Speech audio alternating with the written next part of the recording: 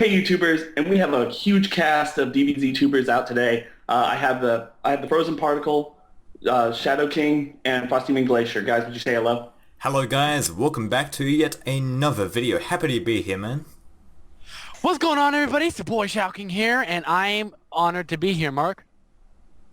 Hello, everybody. Get cold. See what I did there? See what I did there?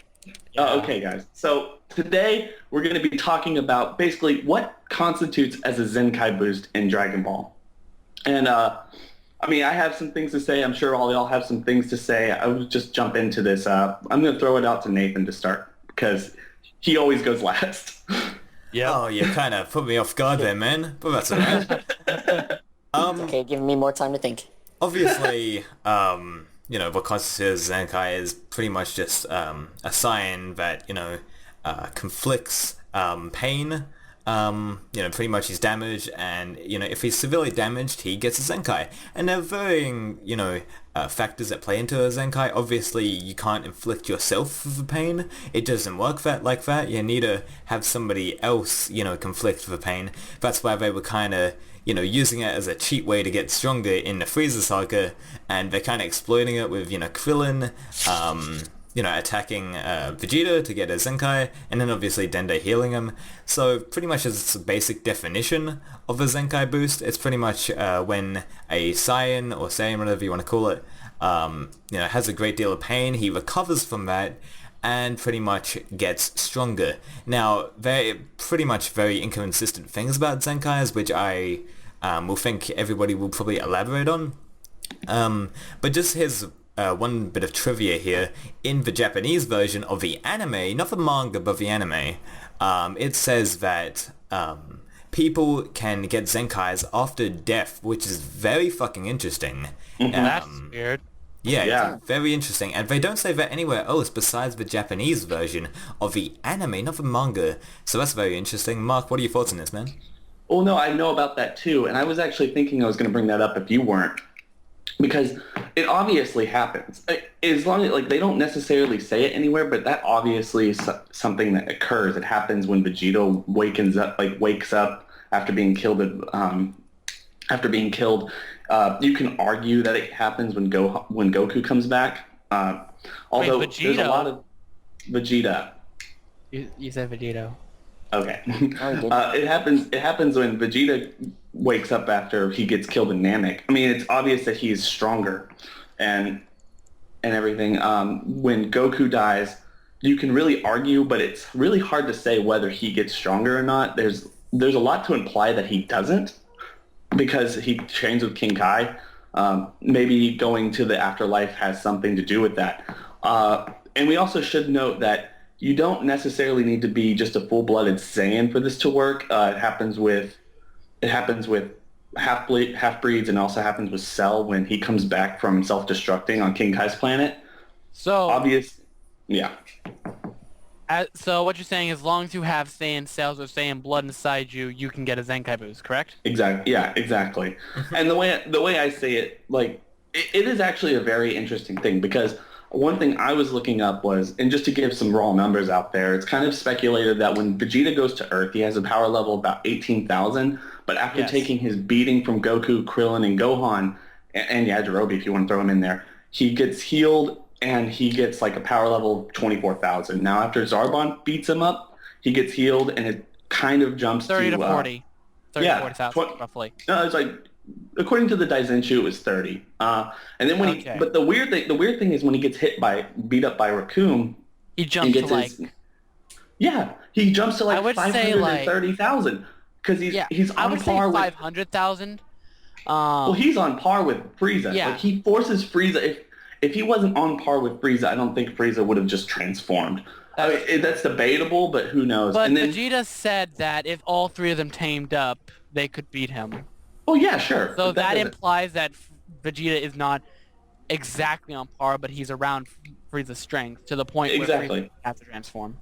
So I would say about 5,000. And then we also got to think about, we don't know exactly how many times Goku heals himself with Senzu beans on the 6-day journey to Namek, but he jumps from 8,000 to 90, and then he also jumps. Well, plus the gravity training, but then he also when Captain Ginyu steals his body, Oh yeah, and that's something I want to talk about. He jumps 9,000, like 3 million. Yeah, and so How does that's that interesting. I don't know. Anybody have any like? I have a thought there, but I'm gonna save it, put it in the back pocket. I would say how badly you get beaten. Like the severity of the beating is how much the Zenkai increases Damn your it, he power stole by. my idea. Because yeah, but then that also that doesn't make sense with how bad Vegeta got his butt handed to him. But then again, he could still kind of move where Goku could not. So Yeah, honestly, guys, I think it's pretty much impossible to say about the severity of like the stuff. That's a good theory, but it's fucking inconsistent. And you know, Dragon Ball's known for having inconsistent things. It's like Zenkai boosts are kind of like power levels. They don't make sense, and they're pretty much just a plot device to move the story forward. They're pretty much just a plot device, and they shouldn't really be taken seriously. Mike from Laughingstock Media done a really cool Q&A about did Goku get a Zenkai boost after Resurrection F? Very interesting video, and he made some good points. So yeah, I would say yeah, he probably would because Frieza shot him through the fucking chest, and he was already wounded by that. So yeah, I'd say. yeah. Well, not Frieza's henchman, but yeah, I would say that he would definitely get a Zenkai boost from that. Yeah, That wasn't just a simple little piercing. That was a huge wound. I do want to ask though, because it becomes this situation where you're looking at how the story is told, and as Nathan said, it's super inconsistent when it comes to the way Zenkai boosts make any sense. They completely lose relevance after the Cell saga, and even like leading up into the Cell games and Cell coming back, they've already lost complete relevance. Anywhere like as soon as Goku turns into a Super Saiyan, it's just all cards out the window. And it was just a way for it. Honestly, is just a way for Vegeta and Goku to keep up with Frieza and his men. But the way I was thinking about it, and something that was striking me, and one of the reasons I bring this up is time and time again, we see the fact that Saiyans can achieve higher levels of power, not through Zenkai boost, but simply feeling that power. Am I wrong in assuming this? Goku reaches Super Saiyan, sure, but like once Vegeta kind of sees what Super Saiyan is and how to reach it, he believes that he can find that power. And then he reaches it. And then he reaches it, and then the same thing with Super Saiyan 2. Same thing with Super Saiyan 3 with Gotenks, and Goku. But Vegeta never reached it, and he still saw it. Well, yeah. Well, Vegeta getting Super Saiyan, I believe that also had to do with most of his anger as well. Yeah. Oh, Really pissed him off. Because if you see in his little dialogue how he explains how he transformed, he was so angry that Goku surpassed him, that Trunks surpassed him, and he got so angry that it just pushed him over the edge. Well, is that a Zenkai boost? That's my question. That's not a Zenkai boost, but it's something that we see. It's something that they say they don't necessarily talk about, but we see happen, that they can achieve levels of power just simply by like knowing that power level exists. I definitely think that that holds some candle. And what are you gonna say, Glacier Man? I think I found a bit of an inconsistency with Zenkai boosts. And what's that? They also get a lot of power from getting angry, even though it's not like a huge boost of. Actually, no. Now that I think about that, that's a rage boosts, and pretty much all boosts and like all rage boosts, all Zenkai boosts are fucking bullshit, man. Like pretty much. Yeah, exactly. So yeah. But a rage boost is basically a Zenkai boost if you think about it. I guess, I don't know. It could be. Yeah. Anyway. Zenkai boost is basically a more difficult rage boost. Yeah. I think anyway, it's a way to put it. And actually, Mark, I have a way to back up the point about them just seeing a power, and they can help him reach it. Because remember in Revival of F about how Goku saw Beerus', not Revival of F, Battle of God, Goku saw some of Beerus' power, and that helped. And then in the Revival of F, he's closer to reaching Beerus' power with Super Saiyan God, Super Saiyan, and the power he's achieved. And I feel like it's just one of these things where I've kind of noticed that once they can sense a certain amount of power, they can find it. I mean, just knowing, like one thing they make very clear is just knowing where a power level is, or that there could be a height, like a heightened sense of that power or more of that power they know how to reach it, especially people like Goku and Vegeta who talk about that. Do you think it's more or less power or just transformations? Because they're two separate things. Like, what do you mean? Yeah. I feel like power. I think, well, no, that's actually a really good point. I think when Goku and Vegeta are talking before they go to the room of spirit and time, they both agree that there's a way to ascend past a Super Saiyan. Like, it's not that so much that they've felt that power before, but they just know that it's a possibility.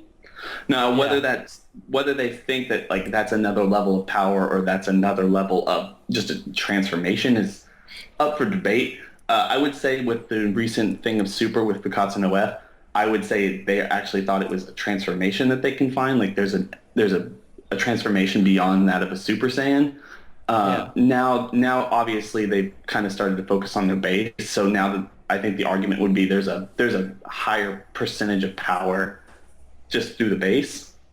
We talked about that at length in one of the last episodes.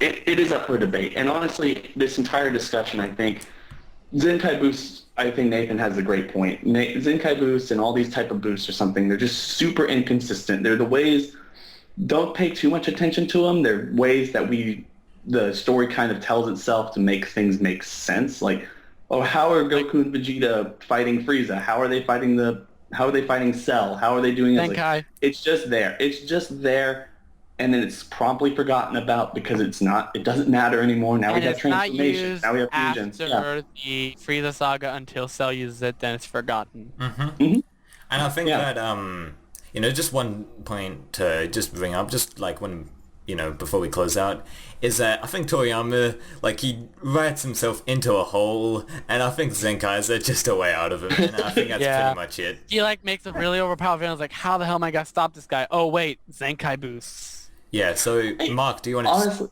Honestly, honestly, like, I'm going to close this out, but honestly, I just want to end with, I don't necessarily think Toriyama even remembers Zenkai boosts at this point. Yeah, I think he forgot about him after the Cell saga. Yeah. So with that being said, guys, I hope everyone has a good day. Please do not forget to rate, comment, and subscribe. All these beautiful people will be in the comments in the information section below. Please go subscribe to them. Look at their content. It's really great. Anyway, have a nice day, guys. We'll see y'all later.